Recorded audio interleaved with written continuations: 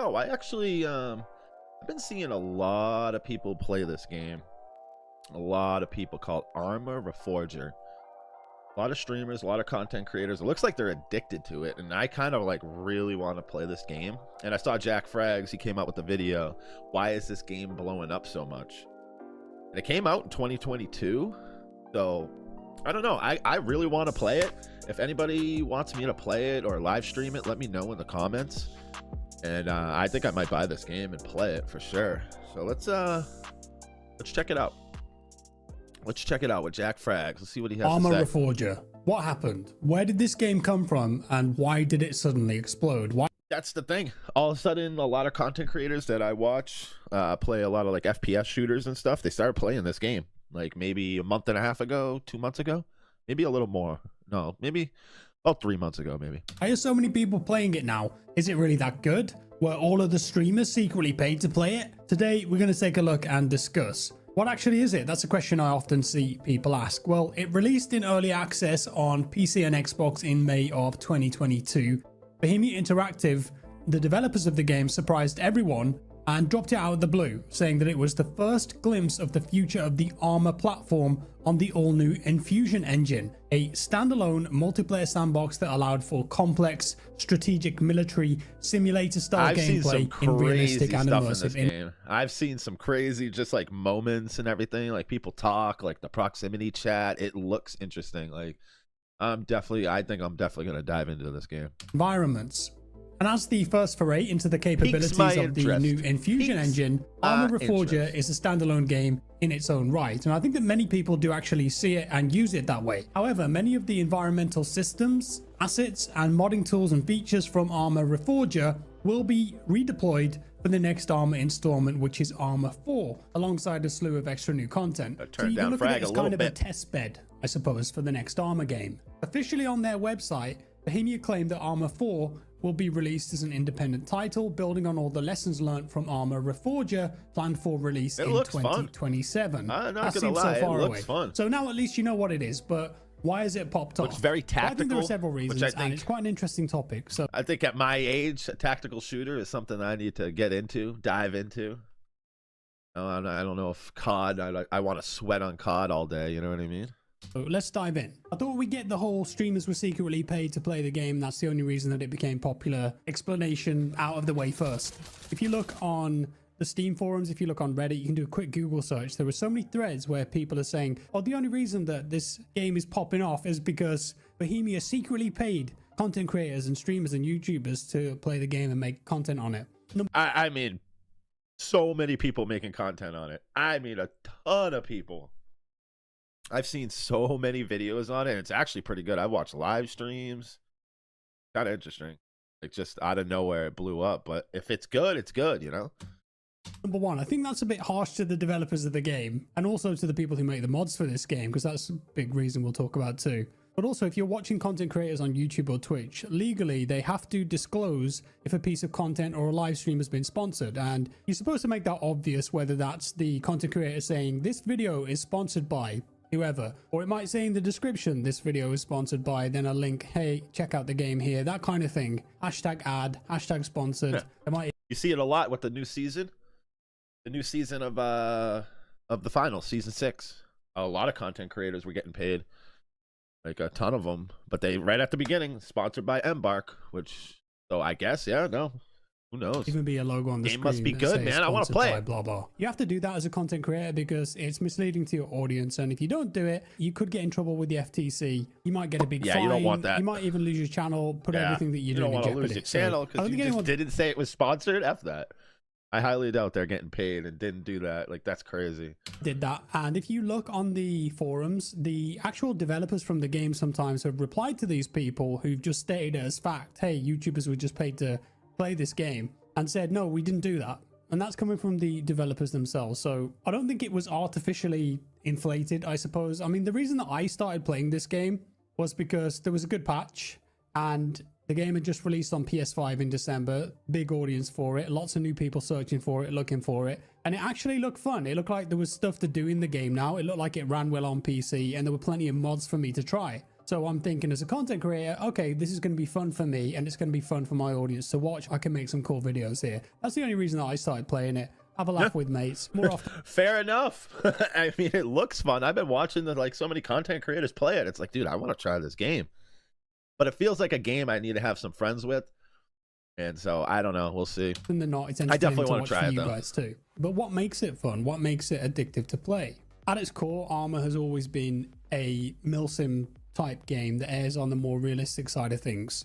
I played the original Arma. I played Operation Flashpoint. I spent so much time playing Arma 2, Arma 2 Wasteland mod, DayZ, of course. I even dipped my toe in roleplay in Arma 3. Not that I was never played an Arma game ever.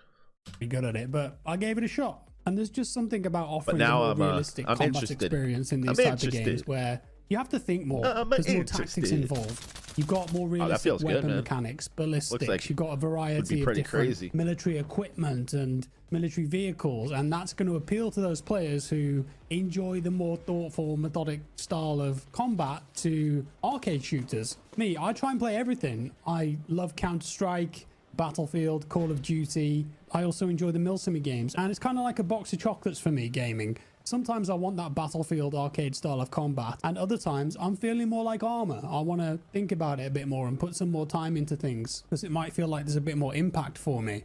And Arma Reforger offers that. It's also a bit more accessible than the previous Arma entries. I definitely feel that, and the fact that they've released it like feels very like that I'm in it. Like, I don't know, just got that feeling to it.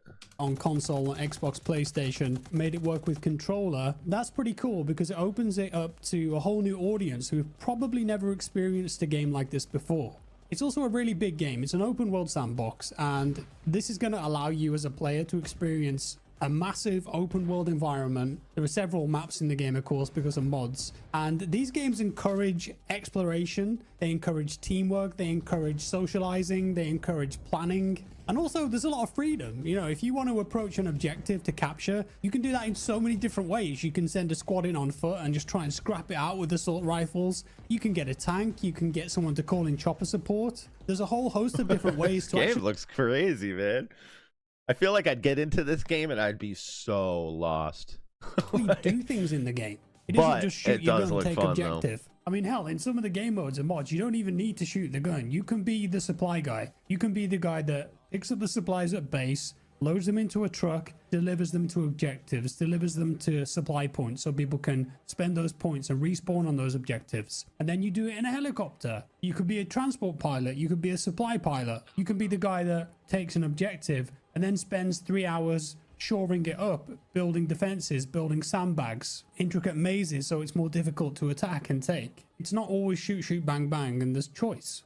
Communication is a big part of the appeal too, in my opinion. And I feel that in this game, because they've got proximity chat and they've got the radio channels, squad chat, etc., most people that I come across are nice, they're welcoming. If you've got a question or you don't understand something, you ask. They'll be happy to help you 99% of the time. Yes, of course, there's going to be people. Yeah, of course, there's going to be some toxic people that won't help you. But yeah, I think we're going to definitely dive into this game for sure. Like this looks fun. Interested?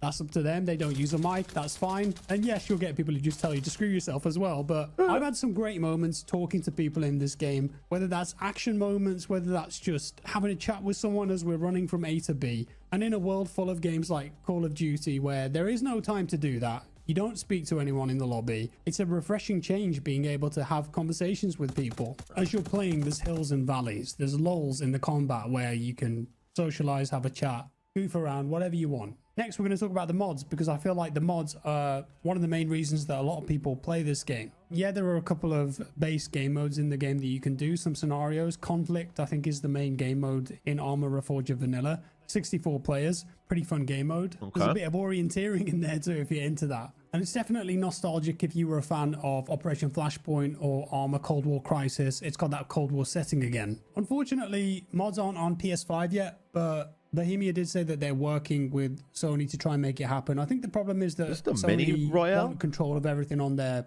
platform, and maybe they're worried about mods affecting performance or player satisfaction. They could be putting naughty stuff in there, so they're not quite on board yet. Xbox and PC, of course, had mods from the start. But why are the mods so popular? What's so good about them? Well, for me personally, I've played all sorts of mods on Arma Reforger already. I've played a Battlefield game mode, which is like... What was up with that? Was that Mini Royale, that the little army guy game? Did I miss something? Like conquests on a small part of the map with 5 capture points, different classes. That was awesome. Recently did a video on that. I've played the Vietnam mod where it's a completely new map and you've got period accurate soldiers, weapons, vehicles. I've played the Wasteland mod. That was pretty neat, but definitely the most popular mod is WCS. And that's military modern combat, NATO versus Russia, basically. So many different guns, vehicles, 128 players. It gets insane, and there are different spin-offs of that mod too, and you just can't get these kind of experiences in any other game right now, really. There's even an experimental branch of the game too, where the main developers are testing new features like mortars and destruction, which are coming to the game, and modders can actually have modded versions of their game on that experimental branch too. And some of the new stuff for WCS looks really cool. It looks like they're adding a ton of new vehicles like Apaches, different tanks, jeeps, a load of new guns, attachments. So mods essentially can create so many unique experiences in this game. The best part about them too is that you don't need to use an external launcher to download them anymore. In previous Arma games, you had to do that. It's a bit of a pain. Now you just go to the server browser, click to join the server, and it downloads all the required mods for you. Makes it nice and easy. Oh, nice. Please correct me if I'm wrong too, but my understanding is that when Arma 4 releases in 2027, if they stick to that release date, all of the work that people have been doing on these mods will carry across. So it's not like they're going to have to stop. That's awesome. So everything that you guys are playing, that's sick, actually. So that will just make that game so much better with all the mods just coming in right off the bat. Hopefully it's running well. Yeah. I'm definitely going to try this game. When Arma 4 releases, I have to try this game. Again, and it's going to take ages. No, from what I was reading, it looks like it'll be a pretty seamless transition to put those mods on Arma 4. Awesome. Love to see that. And finally, and I think that this is one of the most important points, and hopefully I can articulate this off the top of my head. Arma Reforger is very anti-meta in the gaming industry. Over the last 10 years or so, a lot of these multiplayer first-person shooters and other genres have been so focused on live service, microtransactions, and business rather than gameplay. Battle passes, events, you log in, hey, try this event, you've only got 5 days to play it and then it's gone forever. Hey, why don't you buy this skin? Hey, why don't you get this new assignment? Hey, why don't you do this and do that? And some people feel like they have to constantly log in. It's just a bit too much sometimes, whereas Arma Reforger, you load it up, there's none of that. You see the game modes you want to play and you can play them. Yep, it's just a game. It's just you get in the game and you play it, man. I like that. That's kind of refreshing. Anything, as far as I know, there's no microtransactions. You just buy the game, that's it. And there's a server browser. There's filters. You can pick what you want to play. You can search for a specific mod. It will show you those servers.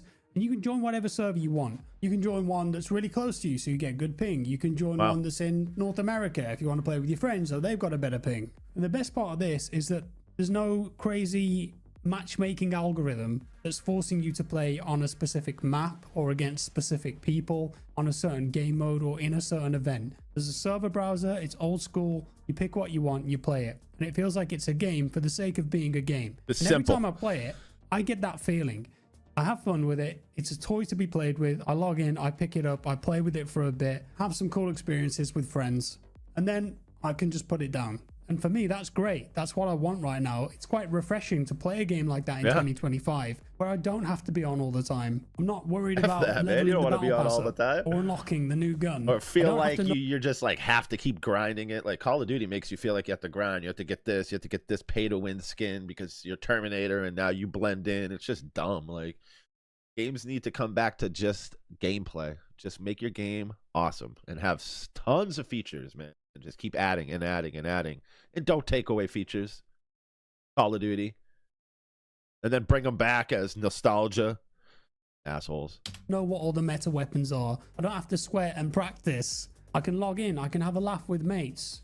It doesn't matter if you win or you lose. It's about the moment-to-moment experience. Moments, yeah. We're definitely going to be playing this for sure. It feels like a game for the sake of being a game. And I honestly think that a lot of people who have been stuck and addicted to games like COD are coming across to Arma Reforger now, because COD used to be that game where you could kick back, you could play a few rounds with your mates, have a laugh, and then put it down. it isn't that anymore. It just seems so focused on business and money and play now, play now, play now. Optimize engagement as much as possible. Hey, if you don't play now, you're going to miss it. Buy this thing, buy that thing. I think all those people got sick of that. And they just want a game like Arma Reforger again, where you can kick back and relax and just shoot the shit, as they say, with your mates. It definitely offers that. I feel that. And I do think that that's a huge reason why it's been so successful lately. But with that said, do let me know your thoughts below, guys. I'm really interested to see if you're playing Arma Reforger. Why are you playing it? Why do you enjoy playing it? What are the reasons? Did I miss anything obvious in this video? Let me know down in the comments below. And also today, I thought I'd